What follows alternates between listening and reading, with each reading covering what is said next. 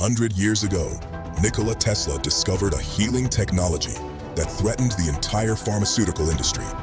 The day he died, the government seized everything. For 100 years, this technology was hidden. Until now, plasma is back. Tesla Club, tzla.club. Hello and welcome to the Dot Connector and another week in the madhouse of Donald Trump. The new thing in this sequence now is that he's blockading the blockade in the Strait of Hormuz. He's got all those naval ships up there and he says he's going to stop tankers coming through, and of course that's going to have a fantastic effect on the world economy, and it's also going to have an effect, and I'm sure they won't sit around and let it happen, on China. And I've been saying for a very, very long time, way back, you can see a clip of me talking about this in the Renegade film on iconic.com, the film about my life, in which I was pointing out that the plan included bringing Iran into the fold with like Russia and China. And now we have, of course, this BRICS alliance headed by and dominated by China, Russia there too, and Iran has been absorbed into that, which means that China and Russia are actually supporting Iran. And what we therefore have are two proxy wars going on. One is between Russia and Ukraine, which is Russia and the West via Ukraine. And now, increasingly, we are seeing a proxy war between the United States via Iran with Russia, but particularly China. And that has been ramped up this week with this Trump blockade of the blockade. And China gets a very, very significant amount of its energy through that Strait of Hormuz, which Trump is blocking. And like I say, I can't see China just sitting around for very long and allowing that to happen. And they've already started to respond, at least verbally, as we'll see with this report. China has issued a strong warning to the United States. Just yesterday, the United States announced a blockade around the Strait of Hormuz, stopping ships from Iran. And almost 80% of Iran's oil shipments go toward China. And now, China has delivered a direct warning to Washington. The Chinese defense minister made it clear that if any damage to Chinese vessels occurs, China will respond against the United States. Meanwhile, the United States made its position clear. Washington warned that any Iranian vessels interfering with the blockade could face immediate action. Iran has responded with its own threat. Tehran declared that if Iranian ships are attacked, it could launch strikes on ports across Gulf countries. That warning has pushed the Middle East into high alert. Following the escalation, the United States sought support from allies, but several key allies refused to join. The United Kingdom said it will not participate and chose a restrained approach. France also refused and is planning a diplomatic conference. Spain criticized the plan and declined military involvement. And also this week, we've had this guy, Scott Bessent, the Treasury Secretary in the US and longtime employee of George Soros, who I'll mention later on in another context. And he's announced that America is targeting Chinese banks or warning Chinese banks of sanctions if they have financial dealings with Iran. And so the US-Chinese situation is being ramped up. And this is what Besant had to say. I don't have an update on the tariffs, but I do have an update on sanctions. Iran is used to be the largest state sponsor of terrorism. China was purchasing more than 90% of their oil, which is about 8% of China's energy needs. We believe this blockade in the Straits, there will be a pause of Chinese buying, but I will tell you that 2 Chinese banks received letters from the U.S. Treasury. I'm not going to identify the banks, but we told them that if we can prove that there is Iranian money flowing through your accounts, then we are willing to put on secondary sanctions. Scott Besant there, a member of the truly imbecilic Donald Trump cabinet, himself included. And Trump is supposed to meet the Chinese leader, Xi Jinping, next month. And he's trying to be all pally with him, but you can see the potential for a conflict there if this is allowed to continue. And, you know, I see people, they're talking about Trump creating his Iranian disaster. And they are describing it as incompetence. But it depends what level you look at it from. Yeah, the man's an idiot. And therefore, at his level, it's like no one home. But from that level of the shadow people, it's moving in exactly the direction they want.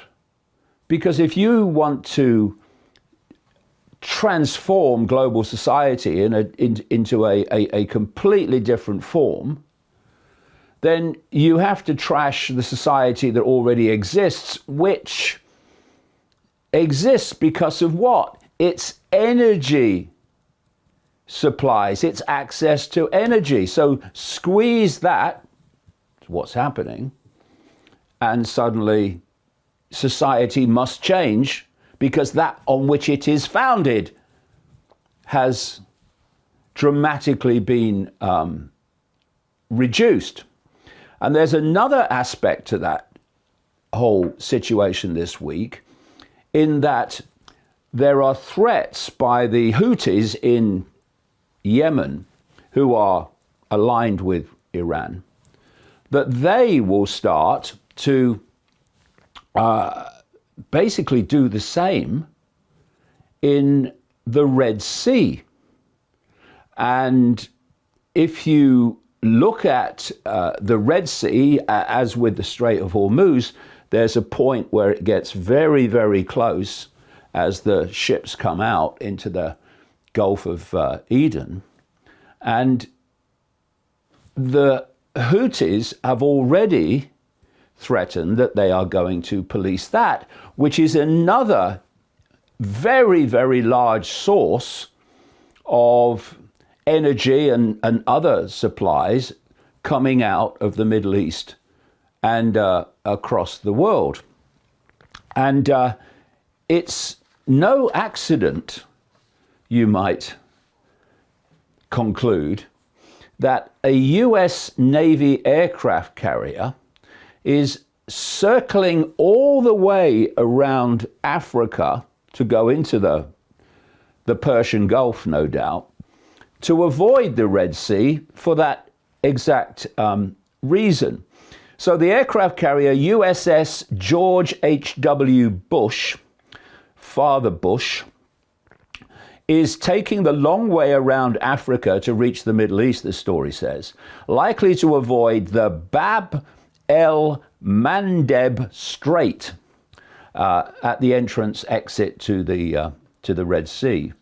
And the aircraft carrier is believed to be en route to the Middle East, where she will join the USS Abraham Lincoln, which has been operating in the region since February. And the normal transit for the US Navy's East Coast carriers heading to the Middle East is to pass through the Strait of Gibraltar into the Mediterranean and then through the Suez Canal into the Red Sea. But clearly a decision's been made, not least because of the Houthis, to actually go the long way round. Much of the world's attention has been on the Strait of Hormuz, this story goes on, which connects the Persian Gulf with the Gulf of Oman, and where the US has imposed a partial blockade. However, the Bab el-Mandeb Strait is another significant global choke point. Despite the dangers, more than 20,000 vessels have passed through that strait every year, accounting for roughly 12% of global trade.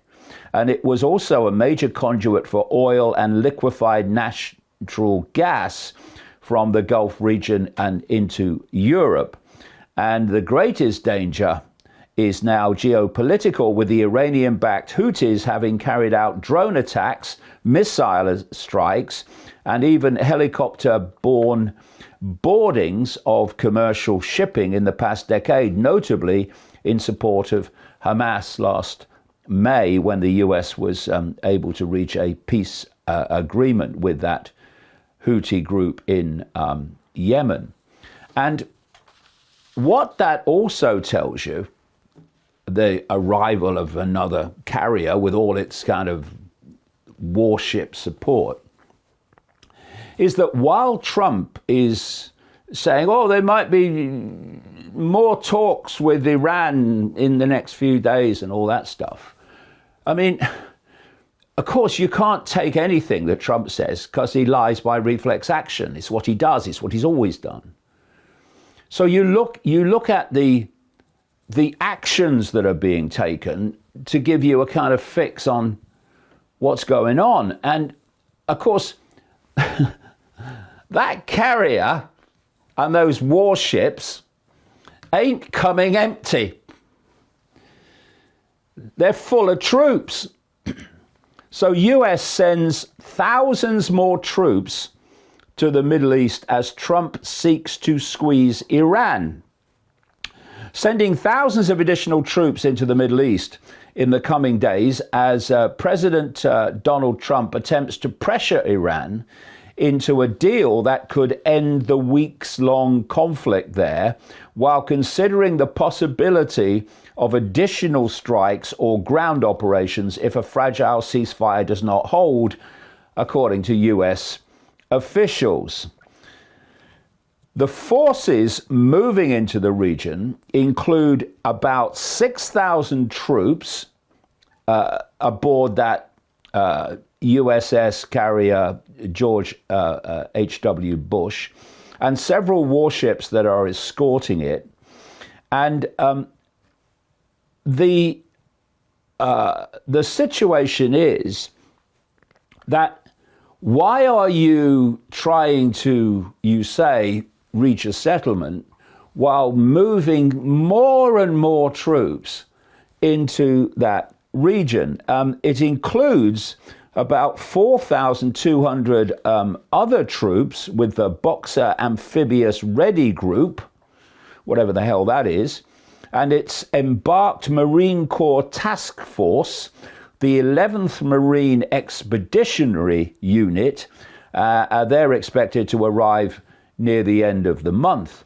And the infusion of firepower appears likely to coalesce, it says, with warships already in the Middle East, just as the 2-week ceasefire is set to expire on April the 22nd. And as the US military enforce a naval blockade of the Strait of Hormuz, the personnel will join the estimated 50,000 troops that the Pentagon has said are involved globally in operations to counter Iran. So it was pointed out, myself among them, that when Trump dispatched all that naval power to sit off the coast of Venezuela, he weren't doing it for a laugh, it was going to lead somewhere eventually. And of course it did, with Maduro being shipped out of Venezuela into the US. And there are other giveaways about what the game is here. And this is another one of them. Trump just raised the 39 trillion national debt with the largest budget hike since World War II, and nobody can figure out how to pay for it. President Trump's fiscal year 2027 budget proposal calls for boosting total defense spending, actually attack spending. He's now calls the Department of Defense the Department of War, with this moronic Hegseth in charge of it, at least officially.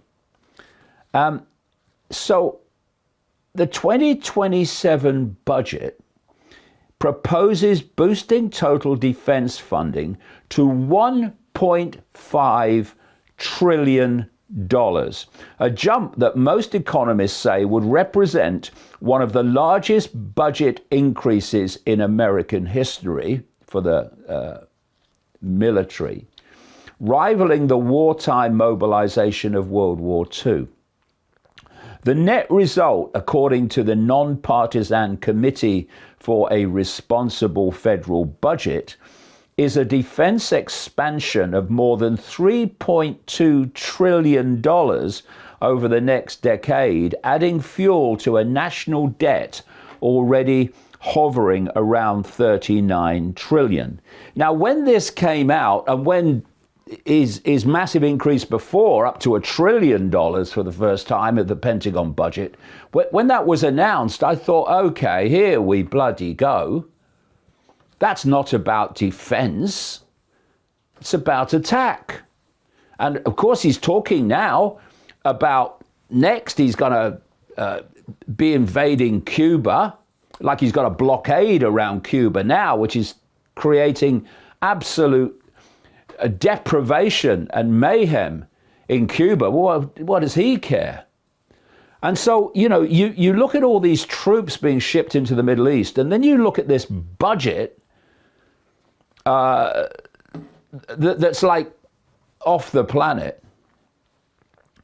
And so the gap between rhetoric and reality is just so massive, said Steve Hanke, professor of applied economics at Johns Hopkins University. Quote, MAGA was told an untruth by Trump. You don't say. You mean he spoke? Told an untruth by Trump, no foreign wars, no adventurism. Now the defense budget has come in at $1 trillion and he wants $1.5 trillion. This is a massive militarization, completely the opposite of what he told his base. But of course, tell them what they want to hear, get elected, do what you planned all along, or what those controlling you planned all along.